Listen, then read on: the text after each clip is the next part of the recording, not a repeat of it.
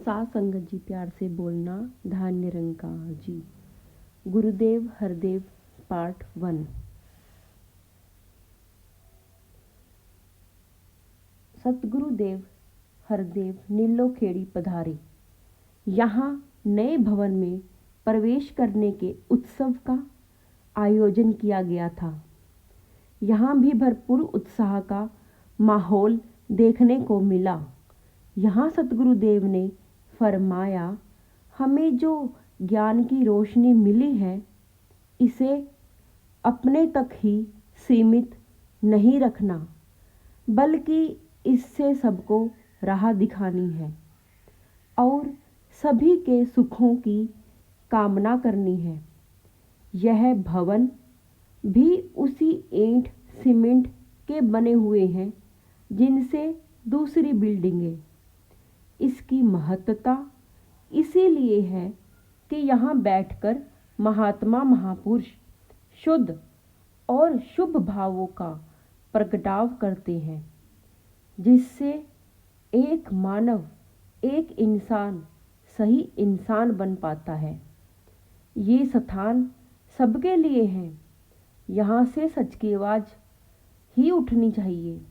यहाँ बैठकर अकाल पुरख निरंकार का ही गुणगान होना चाहिए। दुनियावी बातों की यहाँ बैठकर चर्चा करना किसी तरह भी वाजिब नहीं। आप महात्मा पहले से ही ये सब बातें समझते हैं। अब तो ज़रूरत है कि हम आज से दिल में निर्णय करें कि हम इन बातों को अमल में अपनाते हुए आप भी सुखी होंगे और दुनिया के लोगों तक भी इस आवाज़ को पहुंचाकर उन्हें भी सुख की दौलत से मालामाल करेंगे। रात्रि विश्राम हेतु आप करनाल के सत्संग भवन के लिए रवाना हो गए। वहाँ भी दर्शन करने वालों का तांता लगा हुआ था। यह वह नगर है जहाँ हमारे 60-62 महात्माओं को 15-16 महीने तक हवालात के शिक्षों में बंद रखा गया था, जो बाद में निर्दोष पाए गए थे। वहाँ के लोग बाबा जी से मिलकर जहाँ उनका आशीर्वाद प्राप्त करना चाहते थे, वहाँ अपने मनों में मिशन के प्रति कुछ शंकाएं भी लिए हुए पहुँचे थे। गुरुदेव ने अवसर पाकर उनसे वार्तालाप करना शुरू किया। वहाँ के एक जाने माने वकील ने अपने अंदाज में अपनी बात शुरू करते हुए कहा, बाबा जी, मुकदमे के फैसले ने जब यह साबित कर दिया है कि आप लोग हर प्रकार से निर्दोष हैं, लड़ाई तो आपके सिर मढ़ दी गई थी, फिर भी आपके अनुयायियों पर कहीं ना कहीं घातक आक्रमण किए जा रहे हैं। क्या आप बता सकते हैं कि इसका कारण क्या है? गुरुदेव हरदेव ने सहज में ही फरमाया, वैसे तो यह प्रश्न हर जगह सामने आ रहा है जहाँ भी मैं जा रहा हूँ, और मैं हर जगह यही कहता आ रहा हूँ कि अच्छा होगा यदि आप यह प्रश्न उनसे पूछें जो इस प्रकार के कृत्यों में लिप्त हैं और सच्चे धर्म की हानि कर रहे हैं। हम तो आज भी बराबर इस प्रयास में लगे हुए हैं कि जाने अनजाने उनके मन में हमारे प्रति जो भ्रांतियां बैठी हुई हैं, उनका निराकरण कर पाएं। आप पढ़े लिखे नौजवान हैं। आप समझ सकते हैं कि हम प्रतिक्रियावादी नहीं बने। इसमें हम केवल इतना ही योगदान दे सकते थे, और आपने पिछले 2-2.5 सालों में देखा है कि हमारी ओर से ऐसी कोई प्रतिक्रिया नहीं की गई। अगले दिन गुरुदेव हरदेव कैथल पहुंचे। कैथल के सत्संग में हिंदू और सिख बंधु काफी संख्या में मौजूद थे। गुरुदेव ने साध संगत को संबोधित करते हुए फरमाया, सारी सृष्टि परम पिता परमात्मा की संतान है। संतान यदि एक दूसरे से प्रेम करती है, एक दूसरे पर वारे वारे जाती है, तो माता पिता बड़े प्रसन्न होते हैं। संतान परस्पर लड़ती झगड़ती रहे तो माता पिता के दिल से उस संतान के लिए आशीर्वाद नहीं निकल पाती। इसलिए अगर हम एक पिता एकस के हम बारिक को मानते हैं तो हमें दातार प्रभु की कृपा प्राप्त करने के लिए एक दूसरे के सुख दुख को अपना सुख दुख मानकर सबके भले की केवल कामना ही नहीं करनी, बल्कि एक दूसरे का भला करने में लग जाना है। यहाँ गुरुदेव ने भवन के विस्तार की योजना को भी स्वीकृति प्रदान की। शाम को गुरुदेव जींद पहुंच गए और वहां के निवासियों को जहां आपके दर्शन करने का सौभाग्य प्राप्त हुआ, वहां आपकी अमृत वाणी को भी श्रवण करने का शुभ अवसर प्राप्त हुआ। आपने अपने प्रवचन में सही धर्म को जानने की प्रेरणा दी। गुरुदेव ने फरमाया, धर्म किन्हीं रीति रिवाजों या कुछ विशेष प्रकार के कर्म कांडों का पालन करने को नहीं कहते, बल्कि परम सत्य के बोध को ही वास्तविक धर्म कहा जाता है।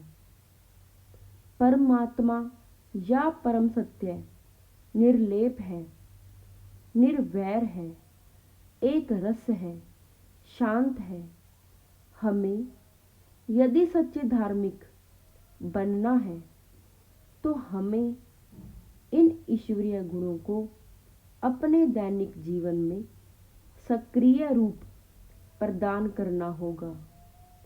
जब तक हमारे जीवन में प्रेम, करुणा, दया, स्नेह आदि दिव्य गुणों का समावेश नहीं होता, हम सच्चे धर्मी नहीं कहला सकते। धर्म प्राण देता है, लेता नहीं, हंसाता है, रुलाता नहीं, गिरते हुओं को उठाता है, किसी को गिराता नहीं। अर्थात वास्तविक धर्म हमारे जीवन को परम सत्य से जोड़कर हमारे विचारों को, हमारे आचरण को, हमारे बोलों को दिव्यता प्रदान करता है। यहाँ से गुरुदेव हांसी भवन का निर्माण कार्य देखते हुए रात को 10 बजे तक रोहतक पहुंचे।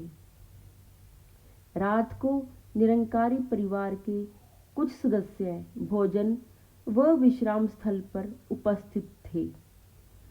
गुरुदेव छत पर भ्रमण भी करते जा रहे थे और वहां उपस्थित भक्त मंडली के भावों को भी बड़े प्यार से श्रवण करते जा रहे थे।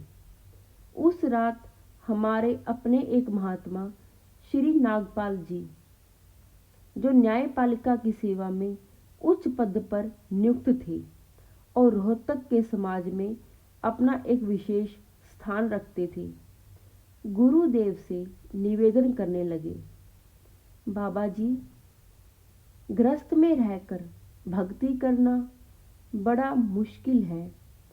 कहाँ यह माया का सजीव रूप और कहाँ यह निर्गुण पार ब्रह्म, हमारी समझ में नहीं आता। इन दोनों का तालमेल कैसे बिठाएं? गुरुदेव ने हंसते हंसते कहा, यहाँ आप भी मौजूद हैं और आपके साथ आपके बच्चे भी मौजूद हैं। कोई चाहे तो आपके बच्चों की सेवा करके आपकी खुशी और आशीर्वादों का पात्र बन सकता है और साथ आपकी सेवा करके आपके बच्चों के मन में भी अपना स्थान बना सकता है। जब कोई आपकी सेवा करता है तो उसके लिए यह कोई जरूरी नहीं कि आपके बच्चों की तरफ ध्यान देने वाला आपको गंवा बैठे। सच बात तो यह है कि एक वक्त में आप और आपके बच्चों को खुश रखकर ही आपके आशीर्वादों का पात्र बना जा सकता है। ठीक इसी प्रकार रचना और रचनहार की बात को समझना चाहिए। हाँ, कभी दोनों में तुलना की बात आ जाए तो हमें प्रधानता रचना के रचनहार को ही देनी चाहिए, क्योंकि रचना रचनहार का निर्माण नहीं कर सकती, जबकि रचनहार जब चाहे रचना का सृजन कर सकता है।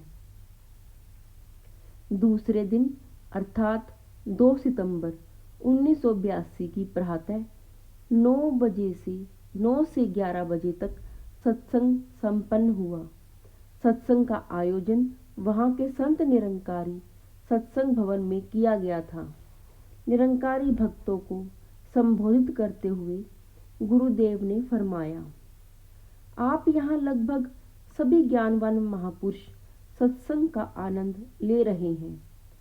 आपने जो अभी तक भक्तों महापुरुषों की भावनाओं को श्रवण किया है, दास के पास इससे अलग कहने के लिए और कुछ नहीं है।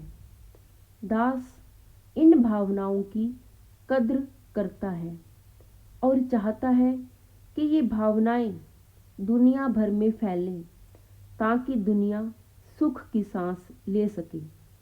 आपको संतों की रहमत से जो इस अकाल पुरख निरंकार का ज्ञान प्राप्त हुआ है, इसे हमेशा कायम रखने के लिए सत्संग, सेवा, सुमिरन परम अनिवार्य है।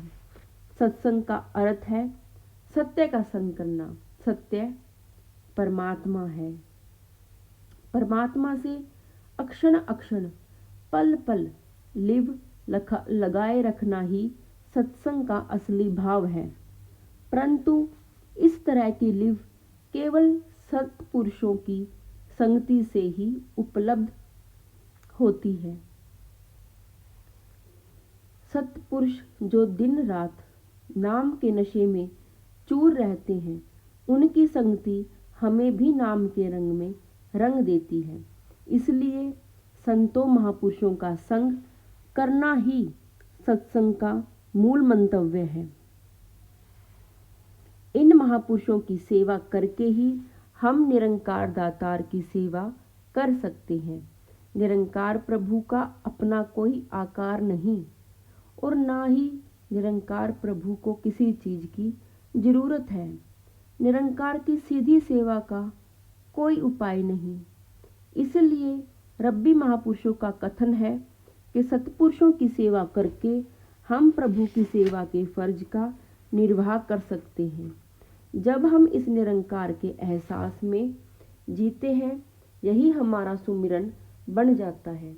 निरंकार की इस मौजूदगी के एहसास में हम सब बुराइयों से बच जाने में सफल हो जाते हैं। जो लोग परमेश्वर को भूल जाते हैं, वे काम, क्रोध, लोभ के रोगों से ग्रस्त हो जाते हैं और ऐसे कामी, क्रोधी, लालची लोगों से भक्ति की उम्मीद नहीं रखी जा सकती। सासंगत जी, धन निरंकार।